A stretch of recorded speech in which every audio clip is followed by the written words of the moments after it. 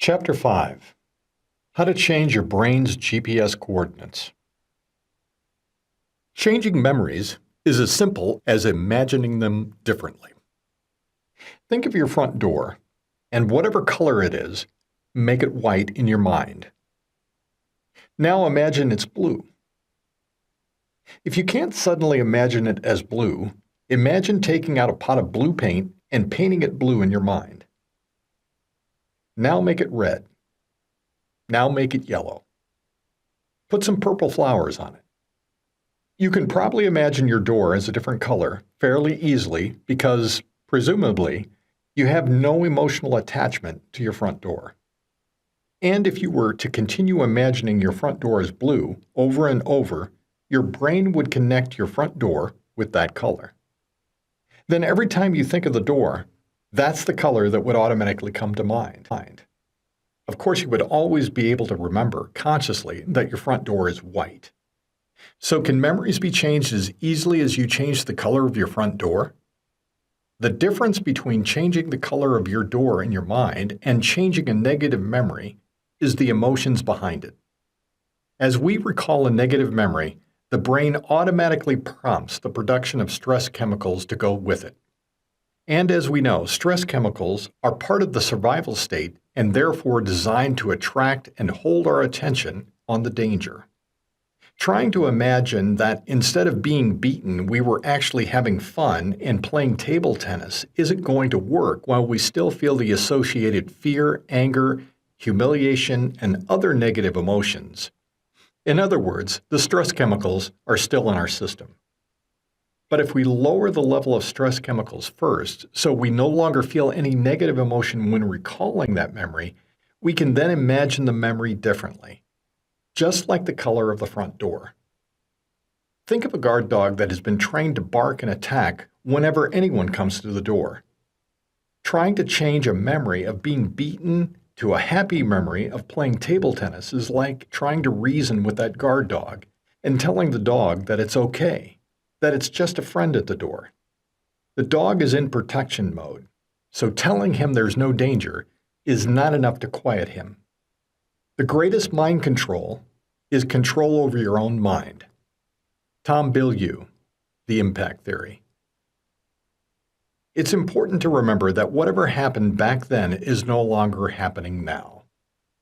We're not going to forget what happened. We're just going to move it from implicit or non-declarative memory, proving who we are and how the world works, to explicit or declarative memory, something that happened.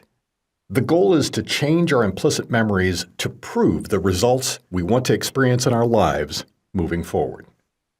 Since that unconscious part of our brain can't tell the difference between reality and imagination, can't use logic or reason, can't judge something as unrealistic, it will believe whatever we give it.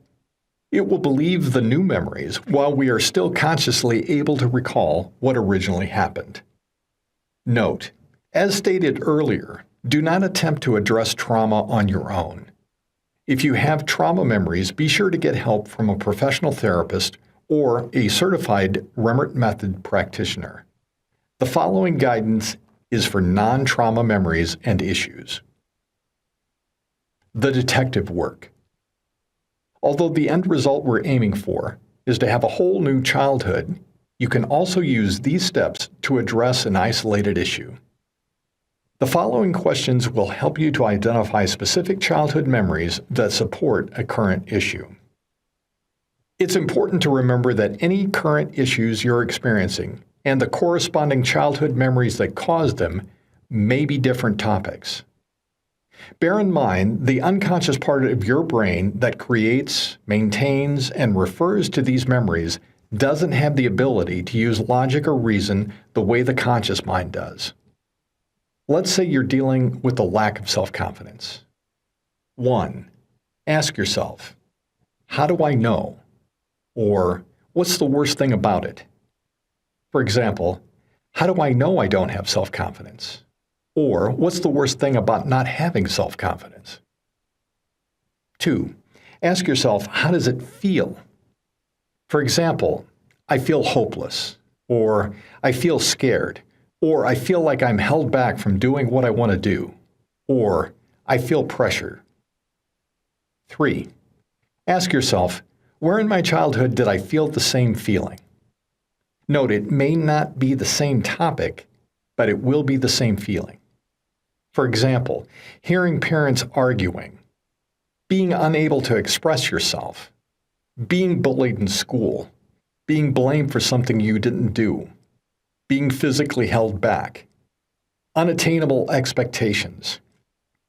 It may not make logical sense, but whatever comes to you from your childhood, if it's negative, it needs to be changed anyway. Make a list of the negative memories that come to you.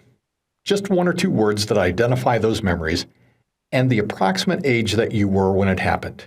No details or description is needed. For example, kitchen, shoes, 8 years old. The age doesn't need to be accurate. Just guess approximately how old you were. Organize the memory in order of age from youngest to oldest. Think back to the image of the weeds. There are lots of small roots attached to larger ones, but you don't have to remove every one of those small roots. You can pull up the main roots, and as you do so, the smaller ones are going to come up at the same time. Then you can just remove the smaller ones that remain behind. Therefore, as you change your key early memories, others will automatically be changed as well. You can then just change those that remain. Unexpected childhood links. At one of our weekend workshops in Seattle, Washington, we were checking in with the participants when Michelle asked for help finding childhood memories that were creating challenges with money. Here's how the process went for her. Issue. Michelle was in a full-time job doing work that she wasn't passionate about. She desperately wanted to be able to do what she loved for a living instead. She had been trying for a couple of years to get into a financial position where she'd be able to leave her job and start her own consulting business. But each time she tried to save up or increase her income, something would always happen to make sure she stayed financially reliant on her job. We advised Michelle to ask herself the detective questions. 1. How do I know this is a problem? Answer. Because I'm not financially able to leave my full-time job. 2. How does that feel? Answer. It feels like I'm being held back from doing what I really want to do. 3. Where in my childhood did I feel the same feeling? Remember, it may not have anything to do with money or business, but it will be the same feeling. Answer. My parents wouldn't let me change schools. Michelle remembered that she desperately wanted to attend a particular high school, but her parents refused to allow her to change schools. She recognized that although that experience had nothing to do with money or business, the feeling of being held back and prevented from doing what she wanted to do was the same. Now that Michelle was an adult and her parents were no longer holding her back from doing what she wanted to do, money was playing the role of her parents.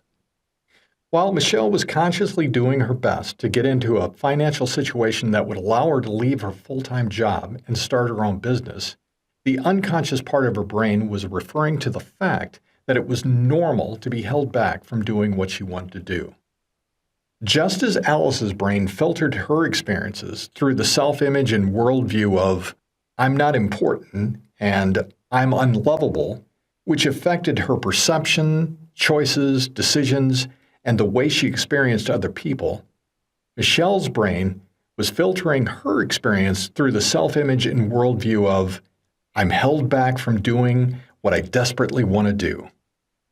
The unconscious part of her brain referred to the experience of being held back from attending the high school she had wanted to attend, along with other memories that felt similar, those GPS coordinates, which affected her ability to notice professional opportunities, her choices and decisions regarding finances, and her ability to assess risk. She was still aligned with being held back from doing what she wanted to do, or the destination that matched those GPS coordinates. What if you can't remember childhood memories? If you can't find any childhood memories, just start creating new memories from scratch, using the bookmark memories in Chapter 12 of this book. And as you start to do that, you may find that negative memories pop up, and you can then change those. Changing a negative memory, step by step. Changing a memory is as simple as imagining it differently. Since the unconscious part of your brain can't tell the difference between reality and imagination, can't use logic or reason, and can't judge something as unrealistic, it will believe whatever you give it. Just as when you watch a movie, your brain and body automatically respond as if the movie is real. You feel the feelings of fear, anticipation, joy, relief, and love, even though what you're watching is not real. It's just images on a screen. In the same way, your brain and body will respond to whatever you're imagining. Since it's the negative emotions that keep us from being able to change negative memories to the opposite, positive and empowering, we need to address those first. Once we've brought down those negative emotions, stress chemicals, we can then change the memory by imagining it differently, and then establish it through repetition, just as you would learn a new phone number, and by adding positive emotions. Bringing down the negative emotions. You've already learned in Chapter 2 how to change your brain chemistry, and we're going to use that technique again here to change a negative memory. Do not use this technique while driving or doing any other activity in which you need to be alert. Take a deep breath, close your eyes, and think of your favorite color. Imagine being surrounded by that color, and allow yourself to feel the feeling of that beautiful color. Now, think of your subject, that person, animal, place, or activity you love, with no negative emotions attached, no guilt, longing, or regret. And imagine holding that subject in your arms in a hug. Focus in on the feeling, the physical feeling of that love in your chest or solar plexus. If you have trouble feeling it at first, think about all the reasons you love this person, animal, place, or activity. Imagine that feeling of love as a ball of light or energy, and imagine it spreading down to your toes, up to the top of your head, and out to your fingertips, so that you're now full of that light, that love for your subject. Now, imagine pressing pause on that for a moment, and go to the first, the earliest memory on your list. Note, remember not to address trauma memories on your own. Seek help from a professional. Briefly notice how strong any negative emotions are in this memory, from 0 to 10. Don't take longer than a few seconds to notice this. Think of these negative emotions as a hot bath. You want to just very briefly dip your toe into the water to see how hot it is, rather than getting into it. Next, press pause on that and go back to imagining being surrounded by your favorite color. Allow yourself to fully embrace the lovely feeling of that color. And then, imagine hugging your subject. Again, to make those good feelings stronger, think of the reasons you love this subject. If it's a person or animal, have they ever done anything funny? Focus in on all those good feelings and imagine that love as a light spreading all the way through your body. Now press pause on that again and go back to the negative memory. Notice how strong the negative feelings are now. Are they still the same? Are they stronger? Are they weaker? Just spend a few seconds on this. Remember, you're just dipping your toe in. Don't fully get into it. If the negative emotions were a 7 before, where are they now? Immediately press pause on that negative memory and go back once again to imagining being surrounded by your favorite color and hugging your subject. Allow yourself to fully focus on the details of what you love about that color and your subject. Repeat this process back and forth, spending much more time in the good feelings than in the negative memory, until there are no negative emotions left in that old memory when you think of it. Then you're ready to move to the next step. How this part of the process works. When you think of being surrounded by your favorite color and hugging someone or something you love, those neural connections trigger feel-good chemicals like endorphins, serotonin, and oxytocin. When you think about that old negative memory, your brain fires different neural connections and triggers stress chemicals. This is why we want to make sure that you don't focus on that memory and instead spend only a few seconds noticing it before returning to the good feelings. When you return to your favorite color and the subject you love, your brain stops producing those stress chemicals and returns to producing the feel-good chemicals. As you do this back and forth, replacing stress chemicals with feel-good chemicals, you'll notice that the negative feelings will decrease, and you will be able to think of the negative memory without the negative emotions. That's when you'll be able to rewire the rest of the memory by imagining it differently, in the same way you imagined your door being a different color. If you find the negative emotions are not coming down, check rest and repair stops later in this book for techniques to help you move forward with this process. Changing the memory. Now that you've brought down the negative emotions and you're able to think of that memory without stress chemicals in your system, you can change it by imagining it differently. Remember, you're not changing your declarative memory of this event. You'll still know what originally happened. You are changing the implicit memory, so your brain will no longer be referring to what happened as proof of who you are and how the world works. Of course, just like changing your GPS, you have complete control over what you change and what you change it to. This is all about empowering yourself to choose instead of being at the mercy of the default settings. Now, as you think about that time in your life, ask yourself, what would have been the ideal? What would have been the very best experience? Remind yourself that the unconscious part of your brain can't use logic or reason, can't tell the difference between imagination and reality, and can't judge something as unrealistic. It will believe whatever you give it. There's also no limit to the budget or to the special effects inside your mind, so you might as well make it the very best it can be. Ask yourself these questions. 1. What would that little me have preferred to have happened back then? 2. What do I need in my life now?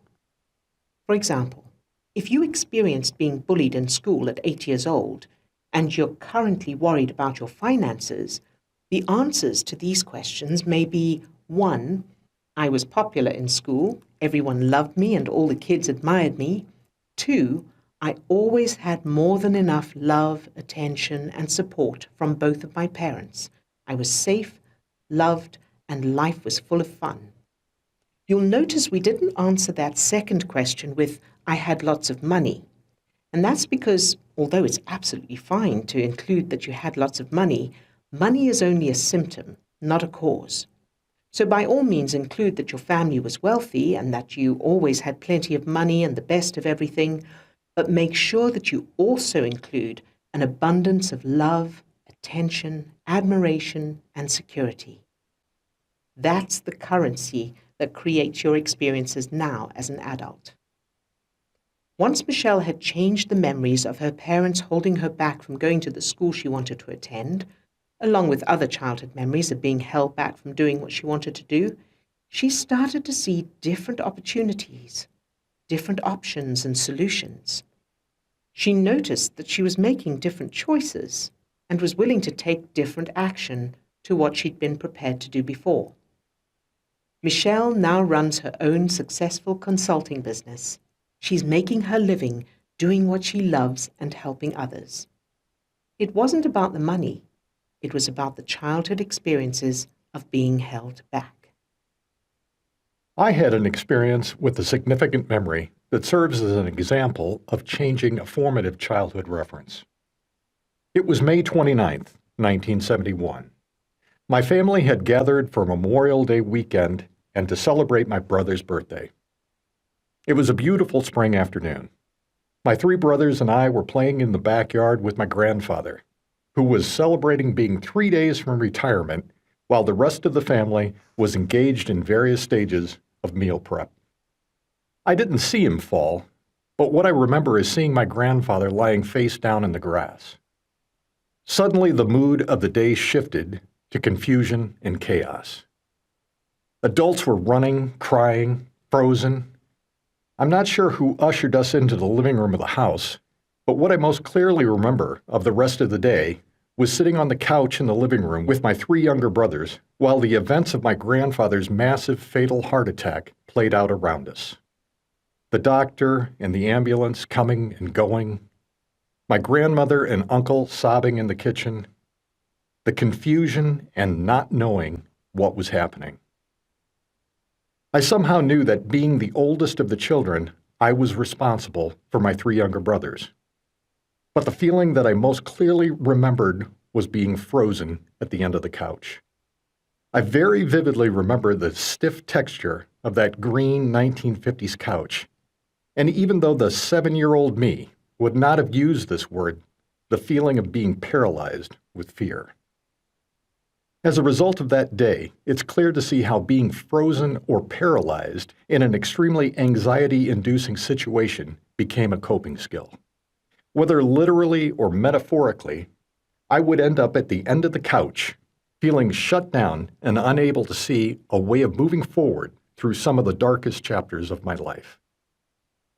When I began the process of transforming this memory, I discovered that the feeling and pattern of being frozen and not knowing what to do had an even earlier reference. As I attempted to reimagine the memory of my grandfather's sudden death at our family gathering, I found that I could not get that memory to change. The feeling of paralysis, not knowing what to do, and the fear were still strong. I had some ideas of how I wanted to reimagine the memory, but it just didn't feel real, and there was much resistance in trying to change it. Exploring the resistance further, I discovered an earlier memory that I had forgotten all about. It didn't hold the same emotional charge. In fact, I didn't have any feelings about it at all. I'm approximately 4 or 5 years old in the scene. I'm watching the family doctor, who still did house calls in the 1960s, coming into the house and going to be with my mother, who was in the bathroom. I can see my father's worried face. I can hear my mother crying in the bathroom, and I'm aware of being alone and frozen in the corner of the kitchen, uncertain of what was going on. I don't ever remember anyone in my family speaking about this incident, and from my adult perspective, I suspect my mother was experiencing severe postpartum depression and the stress of taking care of 4 children, all under the age of 5 years old. I can also surmise that the little 4-year-old me felt confused and frightened, and that his very young parents were also not equipped with the skills of being able to recognize how this situation was impacting their small children. I was grateful that this earlier memory had emerged, as I could see that it directly related to how the little me responded to the traumatic sudden death of my grandfather. Because this early memory did not have any emotional feelings attached to it, I began the process of changing the details of the event. I implemented the use of stepping stone memories, described in detail in Chapter 19, to change the data of the story. I surmised that the little me felt helpless and alone and uncertain of what to do in that original memory. I therefore created new data where my father is helping me to understand what's going on and giving me the responsibility of ushering the doctor to where my mother is. I can hear him encouraging me and reassuring me. He also gently instructs me to be with my younger brothers and play with them to help them feel better. I like the feeling of empowerment and encouragement this new data provided. I can see my mother emerging from the bathroom with the doctor, who is praising me and thanking me for my help. I see my mother smiling. Then, after rehearsing this new data, the stepping stone memory, I was able to reimagine the scene entirely. Now I see my father and I planning a surprise for my mother. My mother was always a big fan of early rock and roll music. So now in the scene of my new memory, my father is distracting her in another room of the house and gives me the job of escorting a young Elvis Presley and his guitar to the back room where my mother is so that he can serenade her with Love Me Tender.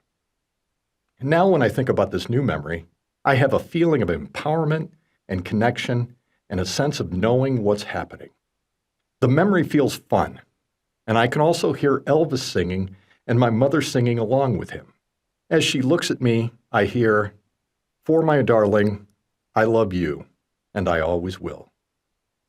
Equipped with this revised earlier memory, I return to the memory of my grandfather's passing with a completely new experience for the little me.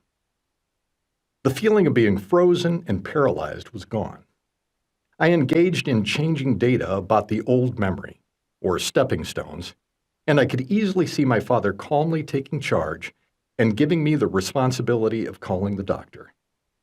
The doctor arrives quickly and revives my grandfather, and I can see my grandfather hugging my father and me with gratitude for our quick thinking and decisive actions. After changing the data and meaning of the original memory, I was able to change the entire memory to having my grandfather's World War II pal, Marion Morrison, also known as John Wayne, show up as a special guest to the party. I can now see us all listening to my grandfather and his old Army buddy, John Wayne, sharing stories as I sit at the end of the old green couch. Establishing the new memory. Memories are established through repetition. You'll have noticed that the key to remembering something is usually to keep remembering it. Each time you recall the event, you're firing a particular neural pattern in your brain.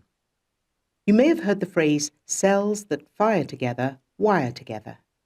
The phrase was introduced by psychologist Donald Hebb and refers to the theory that when one neuron stimulates another repeatedly, the connection between those neurons becomes stronger. It's called Hebb's rule or Hebbian theory. This is how, as you repeat the multiplication table, it becomes easier and easier to remember.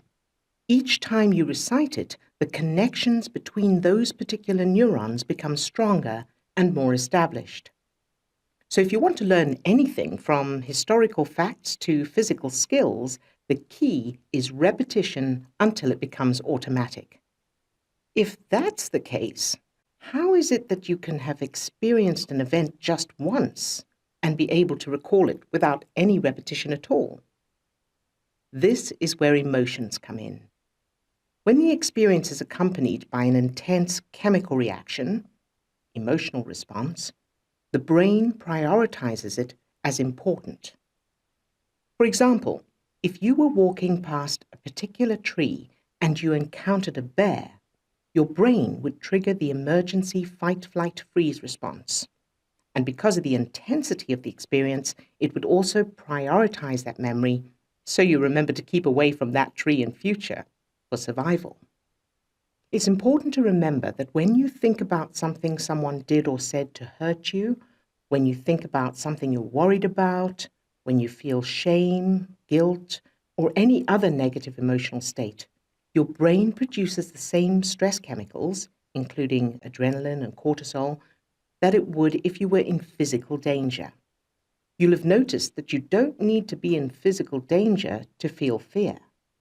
You just need to think of something you're worried about, perhaps what others will think of you, for example. Although what someone thinks of you and an actual bear are two completely different experiences, your brain and body will still produce the same stress chemicals in response. And those chemicals will have the same effect on your brain and body. Having said this, what generally happens with events that trigger high levels of emotions is that we tend to play those memories automatically. We naturally replay the event in our minds to try to make sense of it, to try to work out what we could have done differently, and therefore what we'll do differently next time. And because the part of the brain involved in survival can't tell the difference between reality and imagination. So every time we recall the event, the brain prompts the stress chemicals that create that survival response, and that causes us to focus even more on that event. In order to stay alive, it's more important to focus on the dangerous wild animal than on the pretty flowers.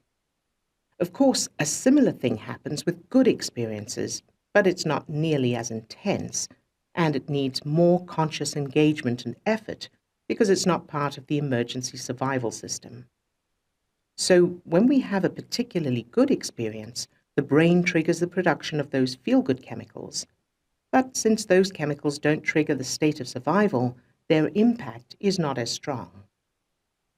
Good experiences need deliberate repetition for us to remember them in the face of negative experiences. Many people feel they have more negative memories than positive ones. And that's because, 1, the negative experiences were accompanied by stress chemicals, and 2, they're more likely to have repeated those negative events in their minds, automatically firing those neural patterns over and over, which strengthens those connections. It's all part of the survival system. And that's why this part of the process of changing negative childhood memories is so important. You're not just thinking about the new memories, you are strengthening the neural connections and other memory storing systems in your brain, which establishes those new memories as fact. The old negative memories were probably a lot easier to remember because they automatically and unconsciously put your brain and body into a state of survival. Recap. Everything we experience is based on the information stored, our memories, from previous experiences. Most of the memories that prove who we are and how the world works, implicit memories, are formed in childhood. This is the reason we change childhood memories, the roots of the weed, rather than memories of adult experiences, or the stem, leaves, and branches of the weed that we can currently see. Not only can memories be changed, but they're already changing and being updated every time we recall them. To change a negative memory, you just need to imagine it differently and then repeat it over and over, just as you would learn a new phone number. What makes the difference is the associated emotions, stress chemicals involved. So you must first bring down those stress chemicals before you're able to imagine the event differently. Adding positive emotions, feel-good chemicals, will help your brain to prioritize establishing that new memory more quickly and effectively. In order to establish the new memories, you need to repeat them over and over with the good emotions that go with them: love, connection, fun, feeling safe. This will help your brain to establish the new neural networks. Special note: being creative and imaginative is helpful in the process of strengthening a new positive memory. Remind yourself that there are no memory police. No one even needs to know you're doing this. You are the boss of your own brain and how you choose to fire those neurons. And there's no limit to the budget or special effects inside your own mind, so add exciting and fun detail and make the new memory as wonderful as you can. The more fabulous you make the new memory, the stronger the feel-good chemicals, and the more evidence you're providing for your brain that proves the results you want to experience in your life moving forward.